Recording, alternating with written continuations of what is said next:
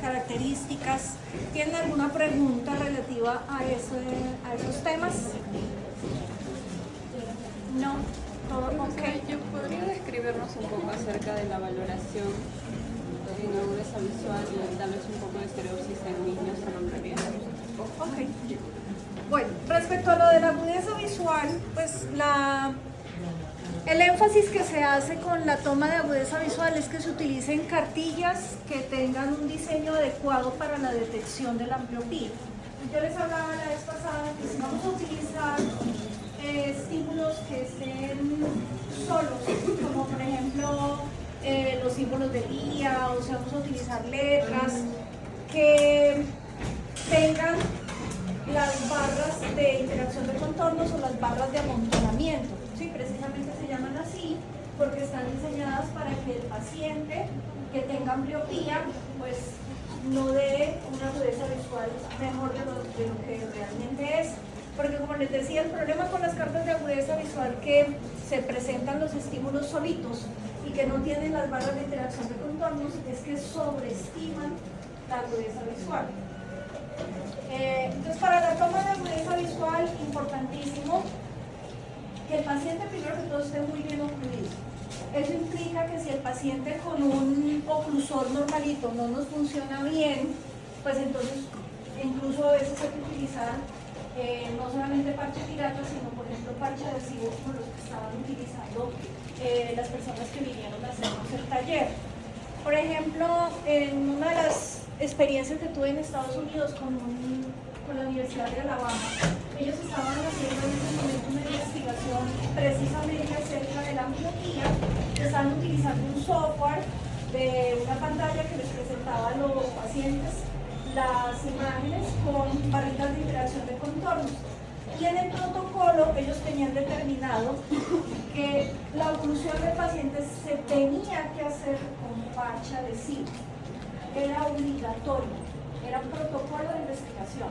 Y para que ellos obtuvieran datos confiables de las agudezas visuales, era mandatorio que al paciente se le ocluyera con parche adhesivo.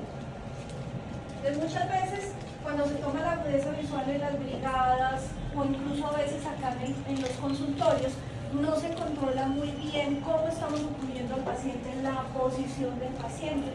Entonces, lo que yo les decía, a veces al paciente, por ejemplo, lo tienen ocluido y el paciente está así. Entonces está observando por ese huequito que le deja el parche pirata o por el huequito que le deja el oclusor que está observando. Una pregunta. Dime. Digamos, uno sabe que a la hora de cuantificar o hacer la toma de la agudeza visual, si se hace con oclusor, con natural, prueba, con oclusor, pues uno no debe permitir posiciones compensatorias como de cabeza por lo mismo, porque el paciente puede utilizar el ojo lateral para darse una ayuda y tener una mejor agudeza visual. Sí. Pero en el caso que sí se ocluya con un parche adhesivo, que realmente así el paciente haga compensatorios, no va a haber con ese otro ojo, se pueden permitir movimientos compensatorios. ¿De cabeza? Sí. Bueno, es que digamos que hay que tener en cuenta algo muy importante. Y es, por ejemplo, cuando tenemos pacientes con, por ejemplo, nistagmus. Porque el paciente con nistagmus generalmente tiene una posición compensatoria de cabeza. Y si yo no le permito su posición compensatoria de cabeza, el nistagmo empeora y la agudeza visual da peor de lo que realmente es. Ahí en ese caso se estaría subestimando la agudeza visual. Entonces hay casos de casos. Por ejemplo, esta semana tuvimos un paciente, es un niño de 2 años que tiene albinismo y que tiene obviamente nistagmo, la mayoría de ellos tienen nistagmo, y él tenía una posición compensatoria de cabeza y nos causó el caso vimos algo muy particular en el caso. El niño lo están tratando en la EPS con oclusión, que no deberían hacer oclusión, o sea, sí hay que estimularle la visión, pero el oclusor, el parche completamente opaco no es lo adecuado porque el parche empeora el nistagmo. ¿Sí? Y lo están tratando por endotropia y resulta que el niño tiene isotropia. El paciente, ustedes lo observan de frente y sí, se ve en endotropia, pero cuando uno le estudia el Hirschberg, el niño se ve con endotropia del ojo izquierdo y cuando uno le estudia el Hirschberg, tiene isotropia del ojo derecho. O sea, que el que está desviado no es el Sí, y con la posición compensatoria que él adopta, que generalmente es así, claro, el ojo derecho, el izquierdo se le ve adentro. Entonces la mamá dice que sí, que el ojo que desvía es el izquierdo y resulta que es lo contrario. Por eso es tan importante el estudio, un estudio bien a fondo con cada paciente. Bueno, entonces para la toma de agudeza visual es súper importante utilizar la carta de agudeza visual apropiada y ocluir adecuadamente al paciente. Yo, por ejemplo, cuando de entrada sospecho un niño que me lleva con estrabismo, que el ojo desviado siempre es el mismo, yo empiezo a tomar la agudeza visual de ese ojo. Nosotros sabemos que por protocolo empezamos ojo derecho, luego ojo izquierdo, pero hay algunos pacientes que memorizan muy rápido, o por lo menos las grandes las alcanzan a memorizar. Entonces, si ustedes le empiezan tomando la agudeza visual con el ojo bueno, el paciente alcanza a memorizar una buena parte y posiblemente la agudeza visual no sea tan buena con el ojo ambliope como se cree. Concretamente me pasó con una colega en Ecuador. Ella me pidió el favor que le viera una paciente, la niña a los 2 años de edad sufrió un accidente con una punta de ¿qué fue? Bueno, una punta que se le perforó córnea y cristalino y tuvieron que sacar el cristalino, o sea, la niña era ese ojo. Y mi colega pues le tenía adaptado el lente de contacto y le estaba haciendo tratamiento de agudeza visual para el ojo ambliope. La niña ya tenía 5 o 6 años. Y resulta que la niña, pues según el registro de la historia clínica, la niña estaba en agudeza visual 20-50 del ojo ambliope. Cuando yo vi el patrón de fijación de la paciente del ojo ambliope, dije, no, ese ojo no ve todo eso.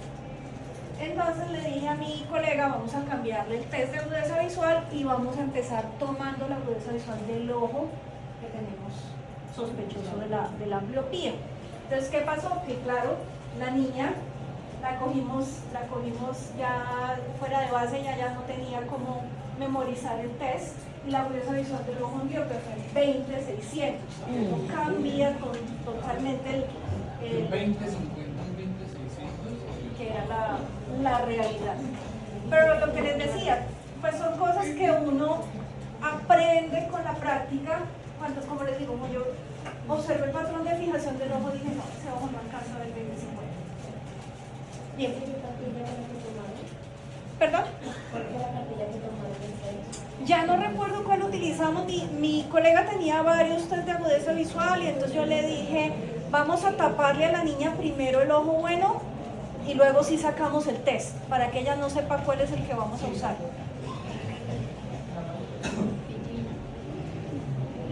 Bueno, entonces eso, clave lo de las cámaras de desayuno. ¿Cuál era tu otra pregunta? Y la estereopsis.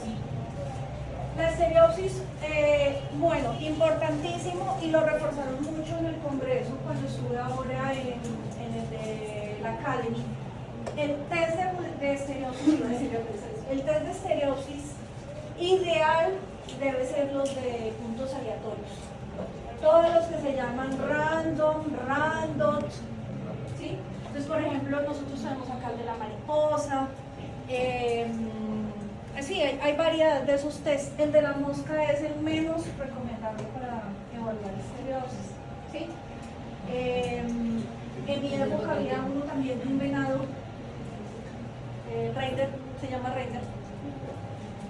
Y pues esos eran los más famosos de antes, que el uno tenía la mosca ahí en la primera página, el otro también un venado en la primera página.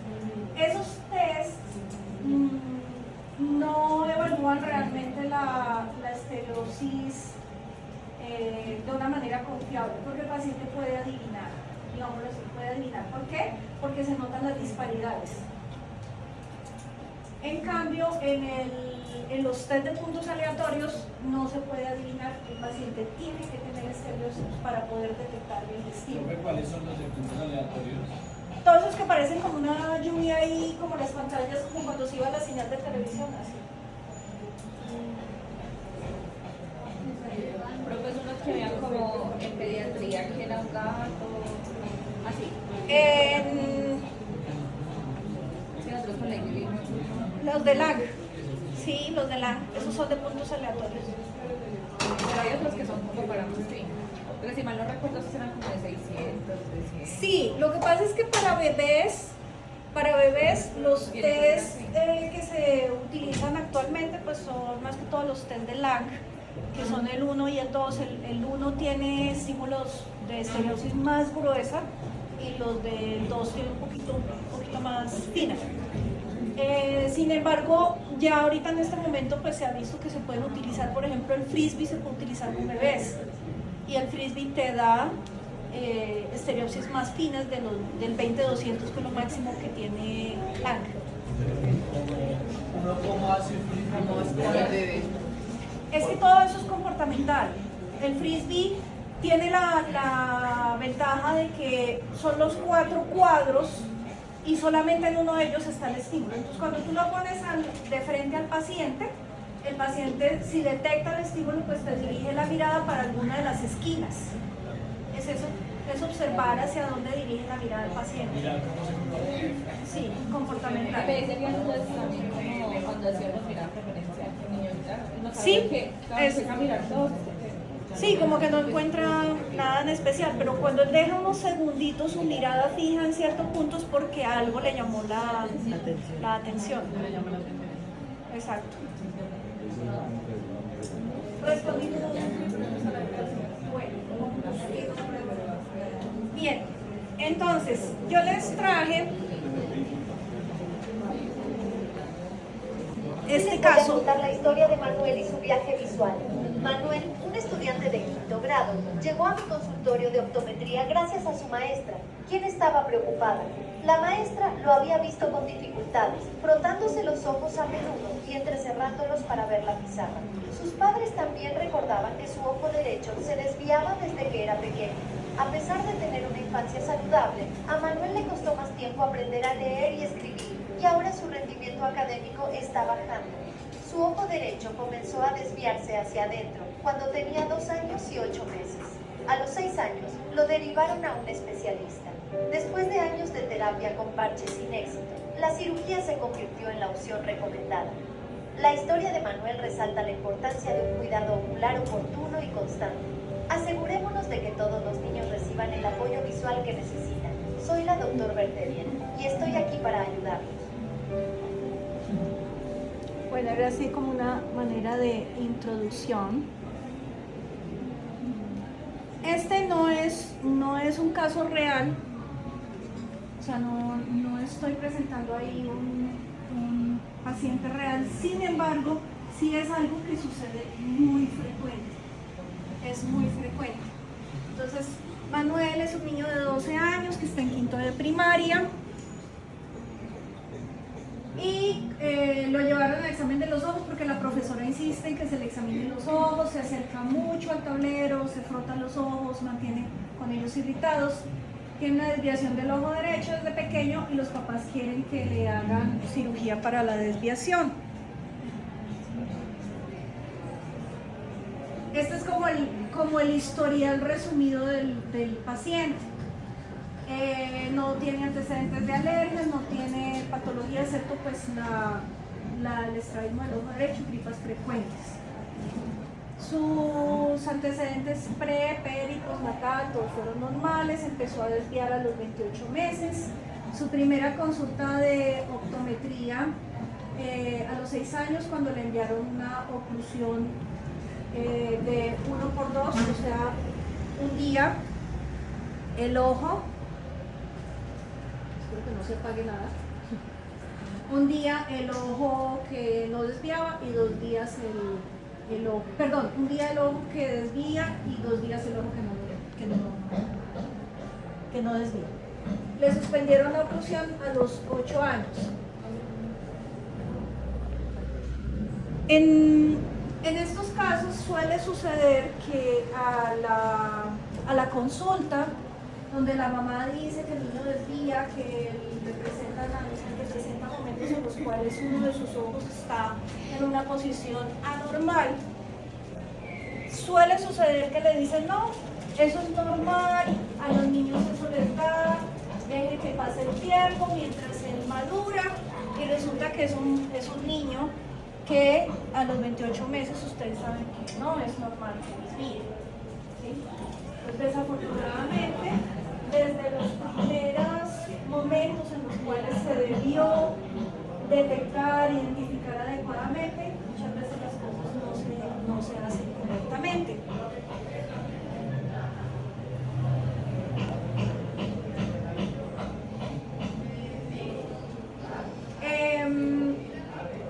¿Qué pasó adicionalmente con ese caso? Que cuando ya fue muy evidente que el niño estaba muy grande y que su ojo no se había corregido, que seguía desviado, entonces el nuevo profesional que vio al niño terminó regañando a la mamá. Pero ¿cómo es posible que no lo trajo antes? Usted se dio cuenta, porque esa es otra situación, otro contexto, donde los pacientes y los padres se ven como vulnerados, ¿sí? Entonces, primero, cuando era el momento de identificación, de detección, de manejo, no le hicieron nada, y después cuando ya definitivamente la cosa sí está evidente, está fuera de lo esperado, entonces antes los padres terminan regañados porque no lo hicieron a tiempo. Bueno. A este paciente le encontraron una agudeza visual disminuida en su ojo derecho, un poquito disminuida también en el izquierdo.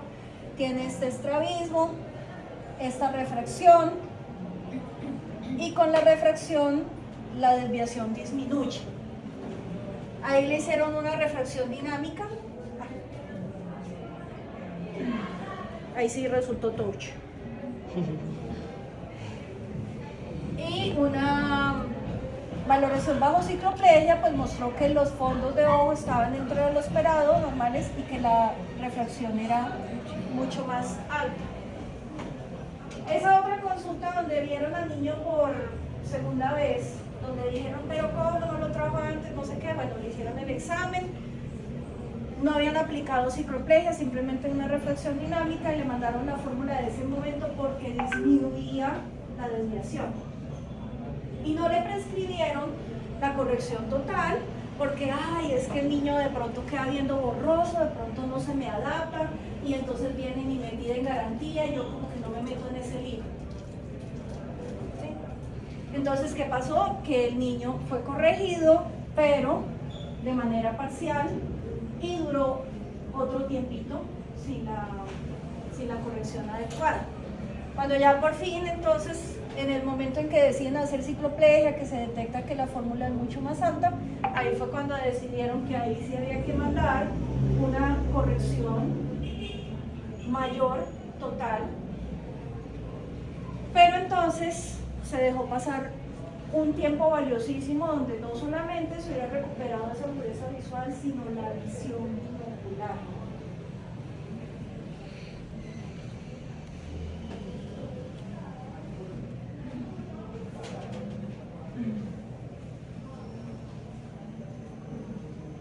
¿Cómo va ese paciente? Entonces usa las gafas hace 22 días, el paciente informa que ve un poco mejor para cerca desde que usa las gafas, su agudeza visual para el ojo derecho sigue disminuida, y lo que se hubiera logrado desde un comienzo, miren, el paciente lograba una alineación adecuada de sus ejes visuales con una full corrección, pues se hizo de una manera más tardía. Básicamente lo que yo quería con este caso era como llamar un poquito a la conciencia de que cuando yo decido mandar una corrección parcial, tengo que pensar también cuáles son las consecuencias. No es solamente como resguardarme, porque sí puede pasar. A mí me pasó con un paciente que no toleró la fórmula. Generalmente los niños cuando están grandecitos me refiero un poco más de los 7 u 8 años. Cuando van a utilizar por primera vez su corrección, son esas hipermetropías altas, no se adaptan tan fácil. Y me sucedió con un paciente que definitivamente no pudo utilizar la full corrección, el niño estaba ambliopizado. Pero son casos esporádicos. La mayoría de los niños, uno les pone la full corrección, le dice al paciente o a los padres, van a empezar a utilizarlo gradualmente en la casa, que el niño esté sobre todo haciendo actividades de visión de cerca, que está haciendo tareas o que está haciendo lo que le gusta, pintar, dibujar o está jugando videojuegos. Y a medida que el niño se va adaptando, yo le voy ampliando el uso de las gafas hasta que sea tiempo completo.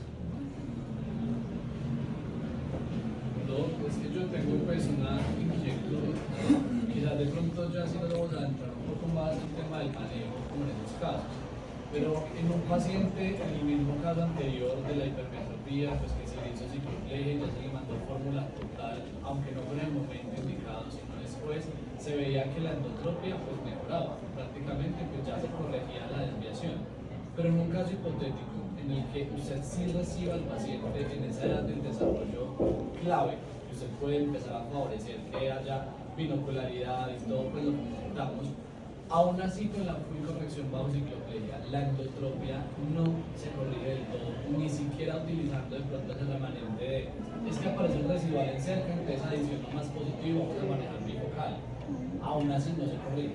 ¿Qué se hace con eso? Se sigue manejando como caso de terapia para ambliopía, dado el caso que la tenga, Sí, conclusión, claro, la o se ambliopía, remite? digamos que precisamente lo que veremos en lo del protocolo de ambliopía es trate la ambliopía mientras el paciente sea menor de edad, haga lo que pueda por rehabilitar esa agudeza visual, por mejorar esa agudeza visual. Aunque siga un remanente de la endotropia, ¿no? Aunque siga un remanente de la endotropia, pero tenemos recursos. Generalmente esas endotropias residuales pueden ser muy pequeñas que las puedes manejar con prismas, ¿sí? Entonces tú colocas una corrección prismática además de la corrección refractiva del paciente. Listo. Y ya al final que uno recupere, por ejemplo, el tema de la ambliopía, se remite a quirúrgico. Sí, la parte quirúrgica es como lo último. Entonces, hablemos acerca del tratamiento de la ambliopía. ¿Por qué tratar la ambliopía?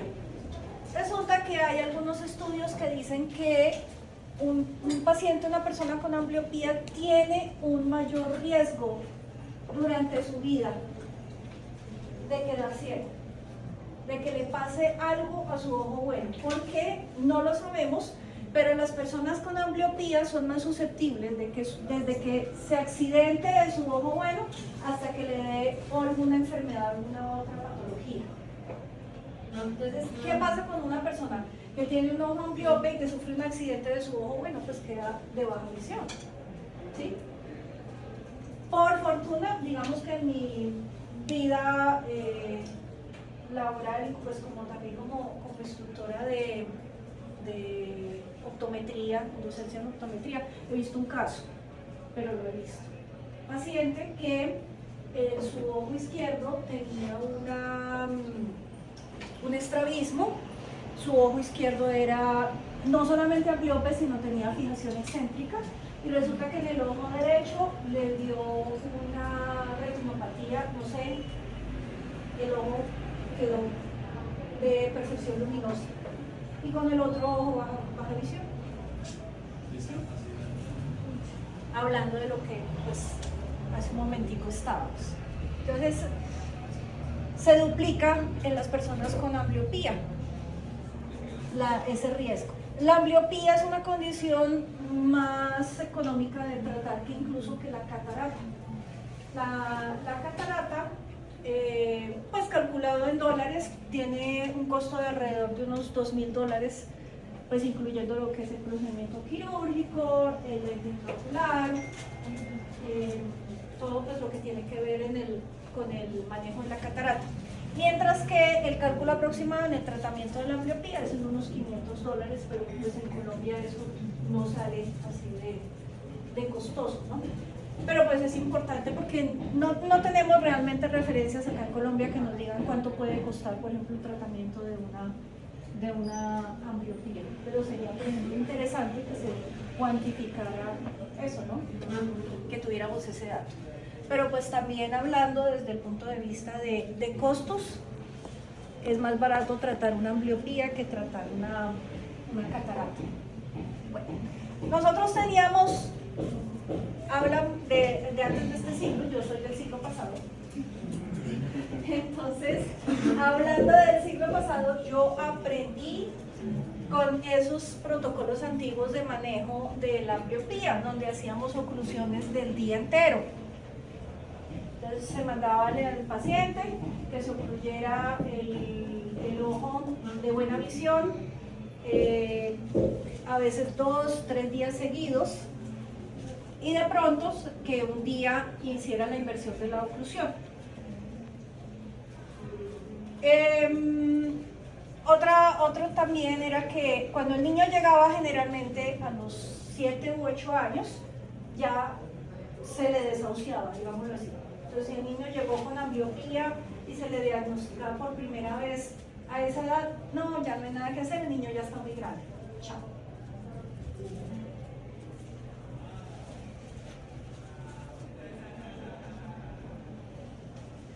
Actualmente, pues sabemos que debido a la neuroplasticidad, nosotros podemos mejorar la visión de los pacientes, teniendo en cuenta pues esos periodos sensibles temprano y tardío en los cuales podemos intervenir, y que pues después de esos periodos sí hay una reducción significativa de la plasticidad cerebral. Sin embargo, no es que desaparezca completamente, ¿sí? Sino que muchas veces podemos obtener resultados. Entonces, hay unos estudios que yo les comenté la vez pasada que se llaman los ATS, los Amblyopia Treatment Studies, que son una serie de investigaciones que se hicieron con respecto a todos los posibles manejos de ambliopía, con atropina para hacer, como les hablaba, en lugar de la oclusión, la penalización, con oclusión, con terapia, sin terapia, con las gafas, sin las gafas. Bueno, compararon un montón de procedimientos, y con eso pues llegaron a unos protocolos. Antes de hablar de los protocolos, ¿cuál es el objetivo del tratamiento de la ambliopía? Digamos que siempre lo pensamos como es un ojo que ve poquito, pues es que ese ojo recupere su visión y ya y listo. Pero resulta que como nosotros sabemos que nosotros somos binoculares, pues no es solamente recuperar la visión de ese ojo, sino que además logremos una función de los dos ojos al mismo tiempo, mejorar la función binocular. Hablando de estereopsis, pues cuando yo mejoro la función binocular, pues mi meta principal es que ese paciente tenga una estereopsis fina, que tenga una estereopsis adecuada. Creo que les había comentado el caso de mi paciente, la que se parece mucho al casito que les mostré ahí. Mi paciente, ella hasta el momento no ha logrado estereopsis, y yo ya no sé si la logre porque la niña ya tiene más de 11 años. ¿Sí? La estoy manejando desde los 5 años aproximadamente, desde un poquito antes de pandemia, y la niña estaba hipocorregida, tenía una endotropia residual porque no estaba con su full corrección, tenía algo de ambliopía, y pues ahora que la tengo con full corrección, con prismación, porque la niña no me queda con los ejes visuales correctamente alineados, ella no logra estereopsis. Tiene fusión, tiene percepción simultánea, tiene fusión, pero no ha logrado estereopsis.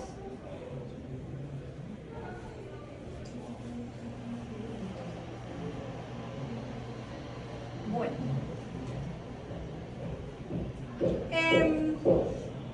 Van a ver que, como yo siempre molesto con lo mismo, corrección óptica. El punto de partida siempre es la corrección óptica. Porque con la corrección óptica yo le doy calidad de imagen, porque con la corrección óptica estoy también evitando que el paciente haga esfuerzos acomodativos innecesarios, que haya diferencias significativas entre uno y el otro. Entonces, el punto de arranque es la corrección óptica. Y resulta que ellos, por ejemplo, en el estudio de Wallace, ellos encontraron que el 34% de los pacientes mejoraban con la corrección óptica. Y más adelante, pues vamos a hablar también más de esto.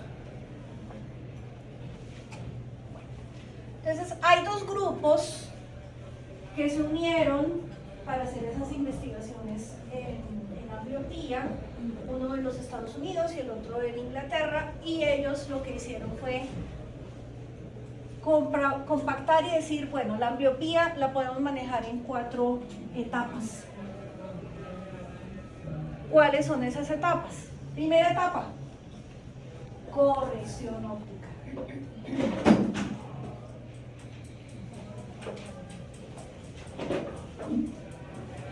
Y resulta que a raíz de los estudios que ellos se dieron cuenta que solamente la corrección óptica producía mejora en muchos de los casos de agudeza visual, dijeron pues lo recomendable es que no empiecen la terapia apenas el paciente empiece a utilizar las gafas, no es necesario. Denle tiempo a la corrección óptica a que actúe.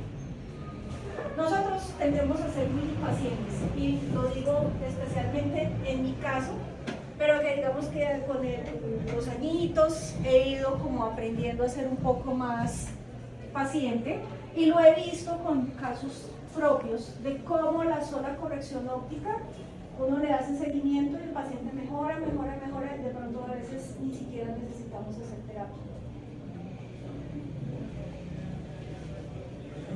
Entonces, ¿qué dicen ellos? La ambliopía con el uso exclusivo de la corrección óptica, al menos por 3 meses, encontraron que pacientes mejoraban 2 líneas o más hasta en el 77% de los pacientes.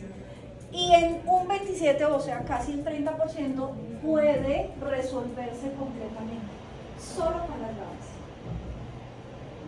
Obviamente que tenemos que hacer el seguimiento, no es simplemente póngale las gafas y entonces eso va a mejorar con las gafas, chao, te vi. No, hay que hacer el seguimiento y verificar que realmente eso está sucediendo, ¿sí?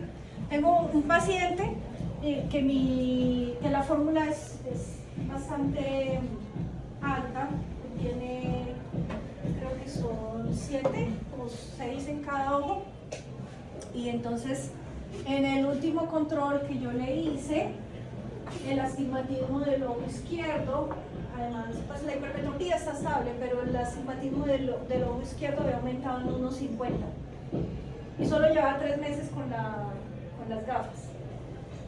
Y dije, no, toca cambiar ese lente. Hicimos el cambio de ese lente y al siguiente control el paciente tenía casi 2 líneas más de agudeza visual. La corrección óptica es súper importante.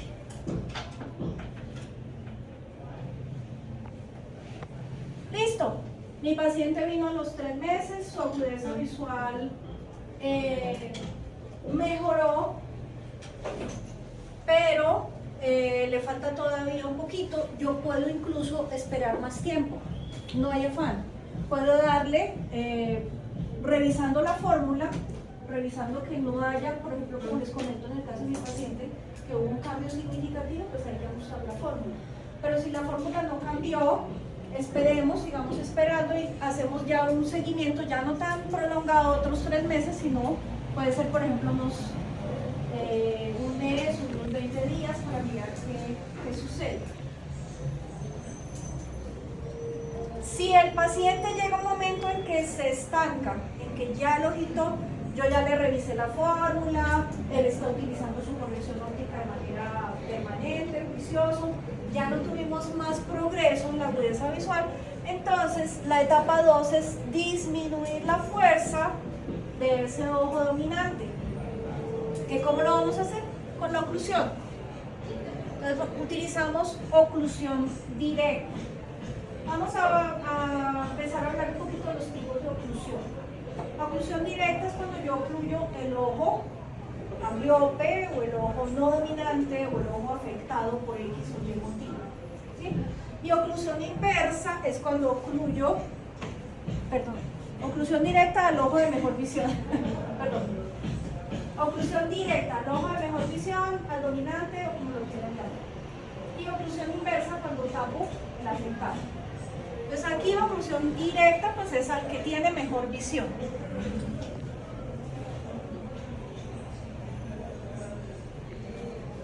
Entonces oclusión directa cuando tapamos el ojo fijador dominante, inversa cuando tapamos el ojo no fijador. ¿Cuándo creen que usamos esa inversa? En la historia de esta asignatura yo les he hablado de 2 casos específicos cuando usamos la inversa. ¿Solo la inversa o como combinada? Solo en la inversa.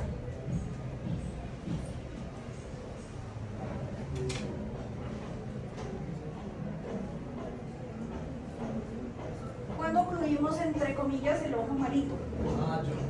Cuando hay parálisis. Que la diplopia se genera porque hay una parálisis. Entonces, Cuando tenemos parálisis, digamos que tenemos que poner entre comillas en reposo ese ojo que es el que está afectado por la parálisis, ¿sí? Y la otra condición o situación,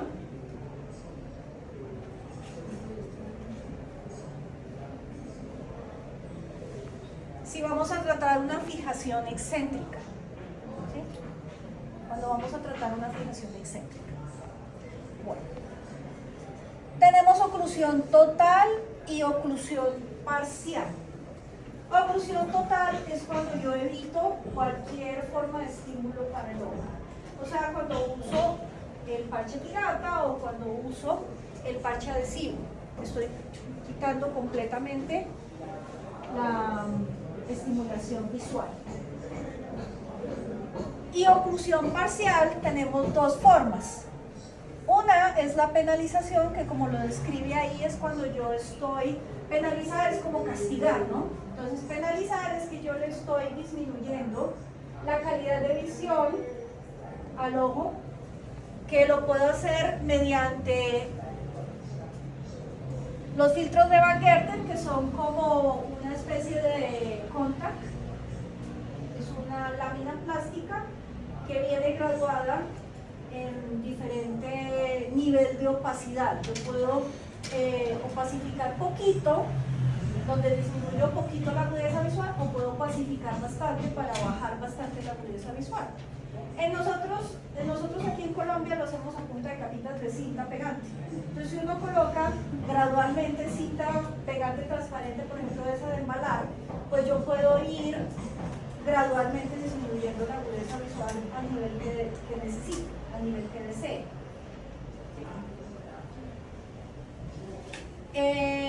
Y la otra forma es utilizando ciclopléjico, en este caso específicamente la atropina, porque la atropina es la que tiene un efecto más prolongado. O sea, no vamos a utilizar, por ejemplo, ciclopentolato, porque el ciclopentolato es de efecto mucho más corto. Se utiliza la atropina y se utiliza la atropina, la del 1%, ¿sí? La de la alta concentración. Y tenemos otra forma de oclusión parcial que se llama sectorización. Sectorización es cuando yo solamente tapo una parte del campo visual.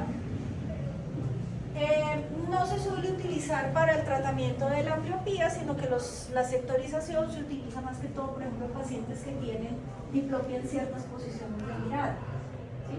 Entonces, si por ejemplo mi paciente tiene diplopia cuando mira a la derecha, pues yo le puedo colocar un sectorcito para que no tenga visión doble hacia allá, pero que en el resto de su campo visual, que sí tiene visión binocular, se le respete eso, ¿sí?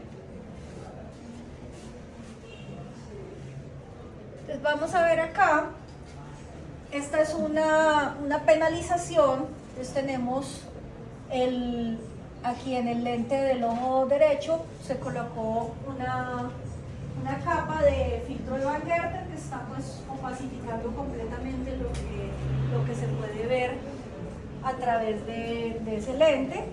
Y esta es una sectorización. Entonces el paciente tiene estrabismo, le ocluyen esta parte de su campo visual para que no tenga visión doble, pero miren que le están respetando el campo y la visión hacia la levoversión.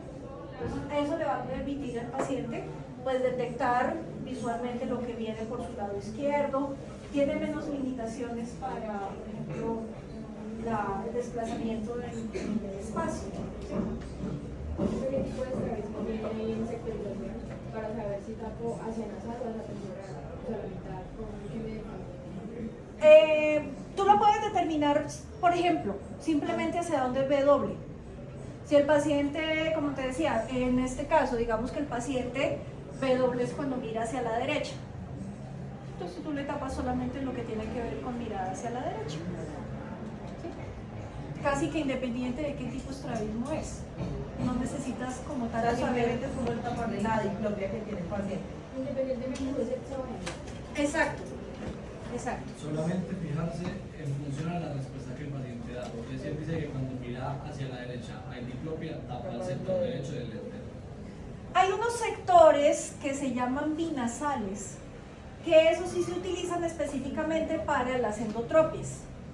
Los binasales, entonces uno le coloca, pero es en bebés más que todo. Aunque yo los usé con mi paciente de la endotropia, yo recorriendo todo lo que se me ocurría, le puse en algún momento le puse sectores binasales.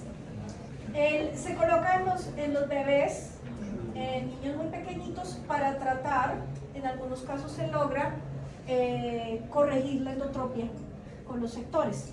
Entonces se colocan unos,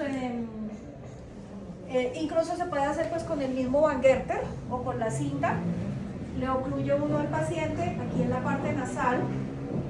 Generalmente uno se guía con el reflejo de Hirschberg donde queda la luz para no tapar demasiado, no ocluir demasiado.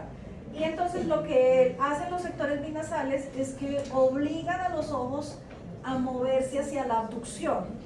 Si yo, por ejemplo, voy a mirar hacia este lado, como mi ojo izquierdo queda ocluido, necesariamente tengo que usar el derecho para mirar hacia allá. Entonces se estimula la abducción, ¿sí? Y viceversa, para el lado izquierdo, entonces se estimula la abducción del ojo izquierdo. ¿Se puede tratar también vertical? Sí, se pueden hacer verticales. Yo alguna vez tuve una paciente, ella tuvo una meningitis y cuando se recuperó de la meningitis quedó con diplopia para mirar el piso. Entonces mientras se le hacía como el tratamiento y también dando tiempo que su cerebro se terminara de desinflamar y todo eso, le colocamos un sector inferior para que ella no tuviera la diplopia del piso. Bueno, ¿alguna otra pregunta? ¿Esto qué era? Ah, perdón. Por allá algo de aquí de Ariandina de hace rato. Bueno, en este caso podemos ver una penalización, por ejemplo, en la etapa 2, recuerden que es cuando ya empezamos el tratamiento. La etapa 1, corrección óptica y controles. Etapa 2, si el paciente llegó hasta cierto punto con la oclusión y lo mismo, su agudeza visual quedó ahí como en un limpito donde ya no mejora más, no logramos que se iguale con la del otro ojo, entonces la sugerencia es cambie a penalización. Aquí la imagen lo que nos muestra es un paciente que está con su corrección óptica, el ojo izquierdo, que seguramente debe ser el ojo dominante, le colocaron atropina para que quedara penalizado. Si yo le pongo al paciente su fórmula, su corrección óptica adecuada, ¿sí? Está emetropizado para lejos, cuando yo atropinizo el ojo, pues el ojo queda restringido para la visión de cerca. Entonces ambos ojos están viendo bien de lejos, pero el ojo dominante está penalizado para la visión de cerca.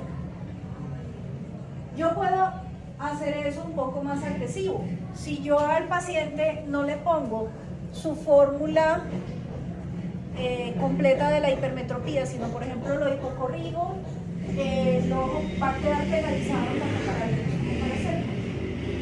Pero yo puedo manipular eso también.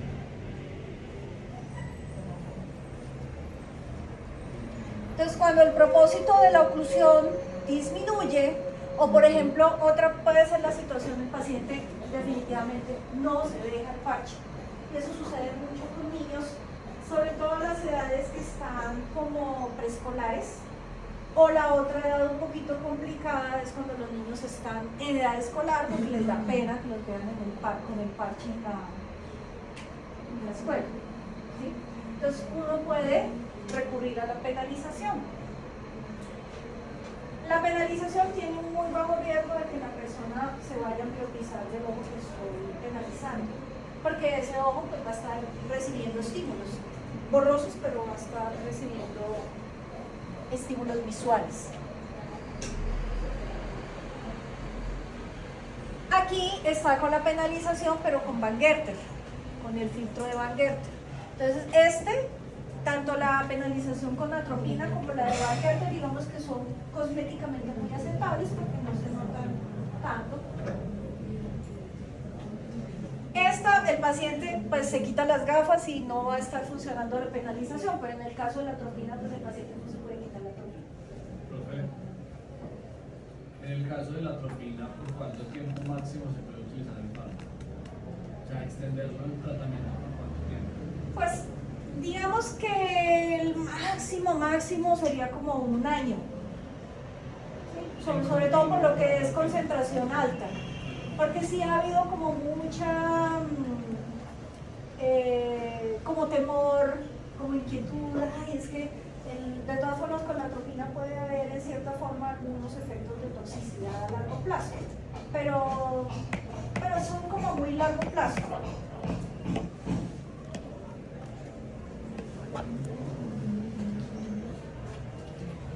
Entonces aquí con el Van Gerter, o como les decía, por ejemplo, también hipocorrigiendo la hipermetropía del ojo de mejor visión, son formas en las cuales se puede manipular, se puede penalizar al ojo dominante. ¿Sí?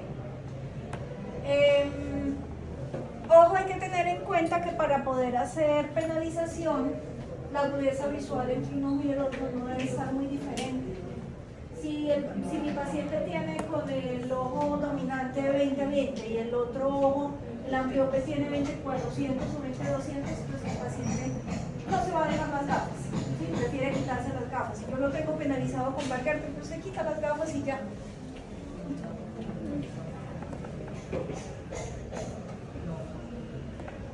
Bueno, etapa 3. En la etapa 3, por fin hablamos del estrabismo.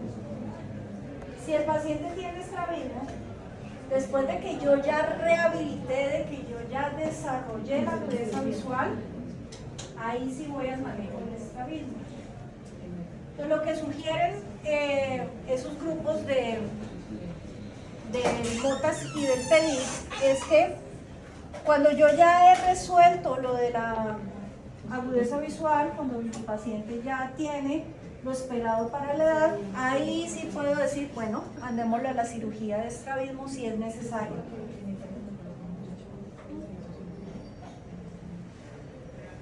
Y la última etapa, la etapa 4, pues es ya para reforzar o integrar esa visión binocular, ¿sí? Entonces ahí nos hablan de una terapia visual, o siempre, como les decía, en todas las etapas siempre tenemos que estar revisando la fórmula del paciente, porque la fórmula tiene que estar lo más adecuada al defecto refractivo, que el paciente esté lo mejor corregido posible en todos esos momentos, ¿sí?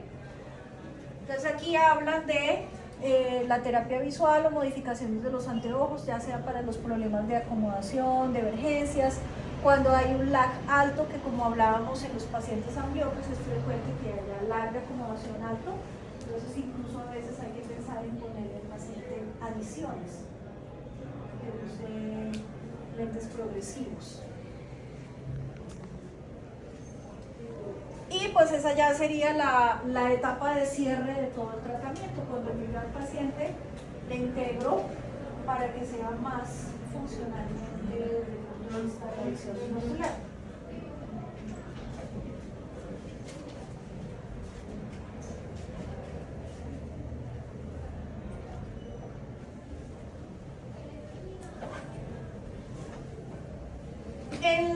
En realidad, lo que son el protocolo anterior, pues no habla específicamente de qué terapia realizar, pero pues vamos a hablar un poquito acerca de la terapia, digamos que no tanto como la clásica, la convencional. La clásica, la convencional es básicamente que el paciente cuando está utilizando la oclusión, que haga ejercicio, se le pone el filtro rojo, se le pone a colorear, a pintar, a recortar, se le estimula la acomodación, se le hacen entrenamientos de los movimientos oculares, de fijación, de seguimiento, de sacadas, ¿sí? Pero también pues hay unas terapias que están tomando mucha fuerza, que una de ellas es denominada el aprendizaje perceptivo. En el aprendizaje perceptivo lo que se busca es que el paciente aprenda, mejore sus habilidades de percepción, y el aprendizaje perceptivo no solamente se da a nivel visual. Yo tengo aprendizaje perceptivo con otros sentidos, ¿sí?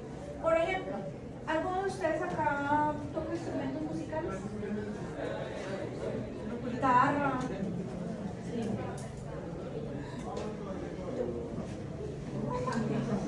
Tú tienes, en ese caso, tienes un aprendizaje perceptivo auditivo diferente al de los demás, porque seguramente tú detectas más fácilmente cuando una guitarra está afinada, cuando no está afinada, ¿sí? Cuando el ritmo va muy rápido o va muy lento, etc. Y eso es un aprendizaje que tú no olvidas. Así tú dejes de tocar guitarra, eso no lo vas a olvidar, lo vas a tener toda la vida. Y es un aprendizaje cognitivo.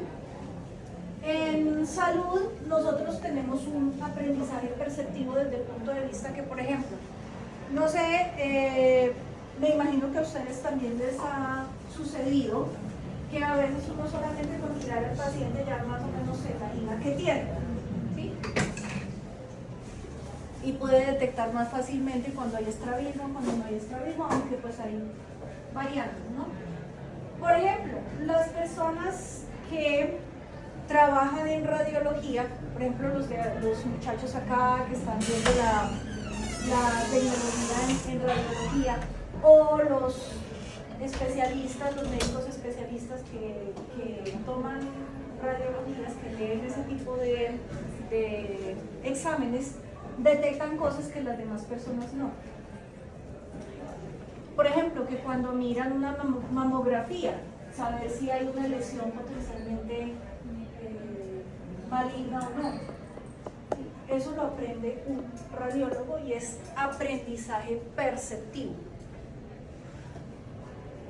Entonces podemos tener aprendizajes perceptivos a muchos niveles.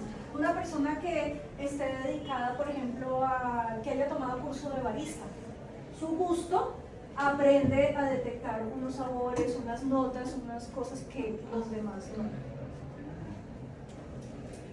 Bueno, entonces, el aprendizaje perceptivo se ha visto que es muy útil en el tratamiento de la miopía, precisamente porque es un aprendizaje consciente. Y entonces, a través de ese aprendizaje consciente, los resultados de la terapia son mucho mejores y son más estables. Se conservan por toda la vida.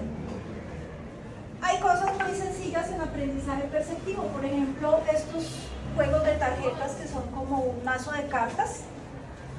El juego que se hace con el paciente consiste en que él tiene una parte del mazo de las cartas, yo tengo la otra parte, y pues se van botando cartas y uno, por ejemplo, le dice al paciente cantidad.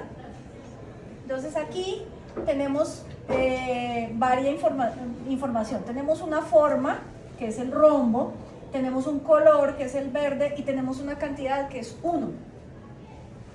Si yo le muestro al paciente otras cartas y le digo cantidad, ¿cuáles podría seleccionar para empatar con este?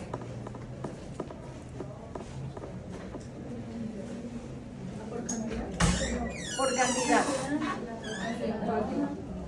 Entonces, por cantidad tenemos este de arriba, estos otros, ¿sí?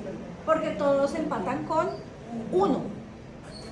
Si yo ahora le lanzo este otro y le digo color, ¿con cuál empataría este? Únicamente con el de allá, ¿sí? Entonces, es un juego que es entretenido para el paciente y que es de desafíos de velocidad, porque es lo más rápido que él pueda hacer ese juego.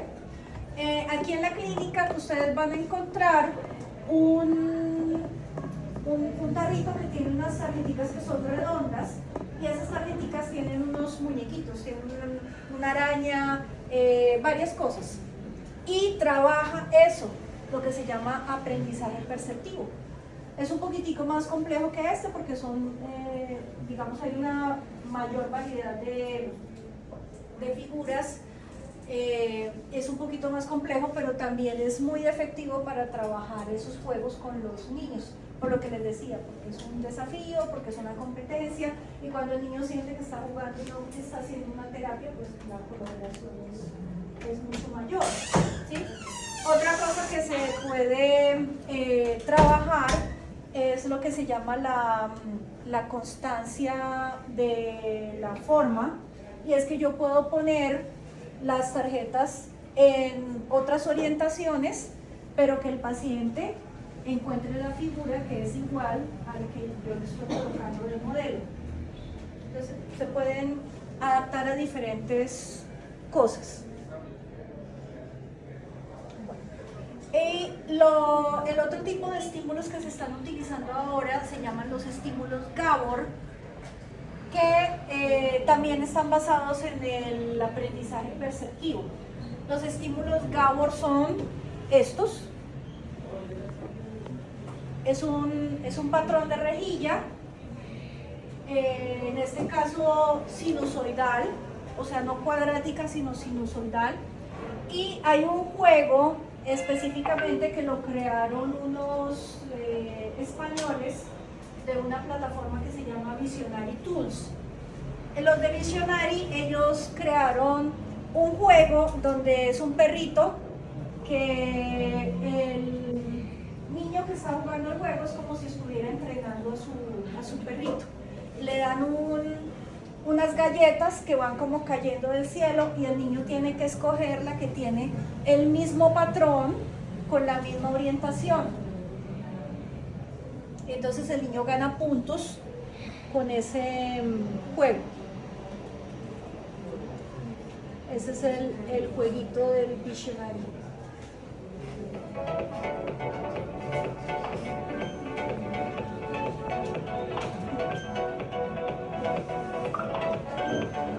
Entonces, tiene que seleccionar según un modelo que le dan, tiene que escoger las galletas. Y tiene pues otros desafíos y todos ellos, el juego es en binocularidad.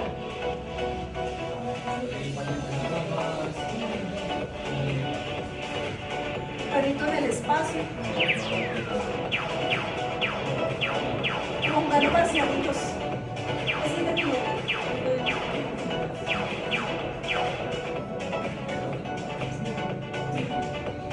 Estos, por ejemplo, son pruebas 3D, donde el niño tiene que encontrar figuras que están en 3D. ¿Y si vieron que eran patrones de puntos aleatorios?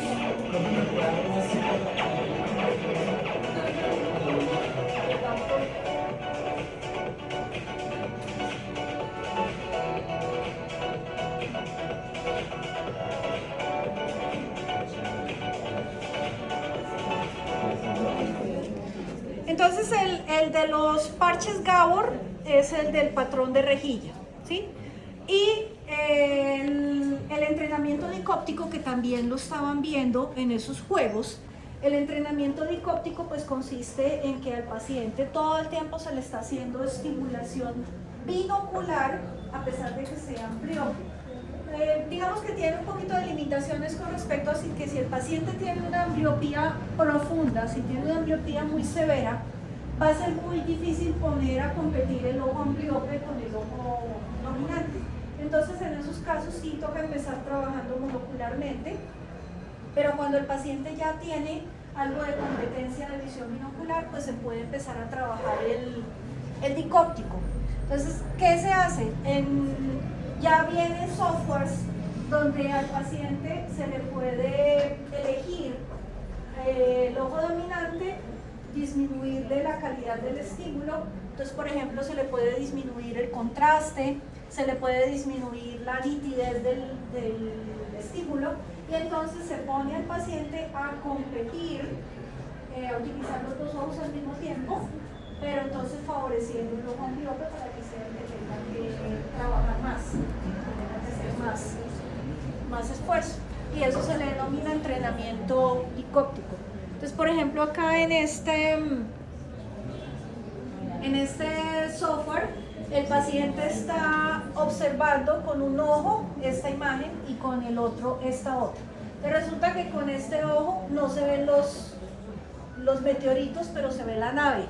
Y con el otro ojo se ven los meteoritos. Entonces la finalidad es que el niño tiene que ser capaz de utilizar sus dos ojos al mismo tiempo para que la nave no se choque con los meteoritos. Eso es. Ya para mayor información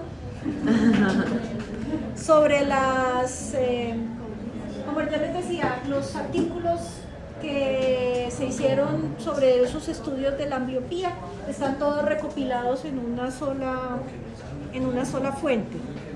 Bueno, y ya terminando entonces, el pronóstico del tratamiento de la ambliopía pues está dado por unos factores que debemos tener en cuenta. Afortunadamente, bueno, uno de ellos es la causa de la ambliopía. Afortunadamente, las causas más frecuentes son las más fácilmente tratables y las que son menos severas, que son, ¿cuáles causas? ¿Cuáles causas de ambliopía son más frecuentes? La estrábica y la refractiva, ¿sí? Entonces, ya sabemos que el pronóstico no es tan bueno cuando la causa de la ambliopía es la de tipo de deprivación. Bueno, el tiempo que el paciente lleve con esa condición, pues también es importante.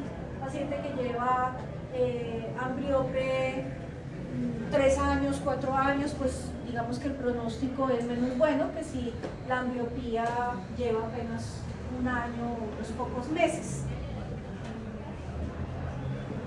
Y por supuesto, la edad del paciente. Entre más tempranamente yo detecte la ambliopía, pues también el pronóstico va a ser mucho mejor.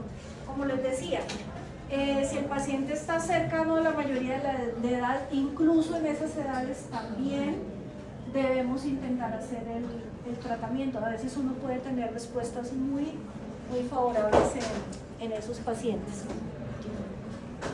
Y la fijación excéntrica, pues desafortunadamente no es de muy buen pronóstico cuando tenemos fijación excéntrica. Como les decía, si el paciente tiene más de 3 añitos, la recuperación no es nada favorable, no es un augurio. Ok, gracias.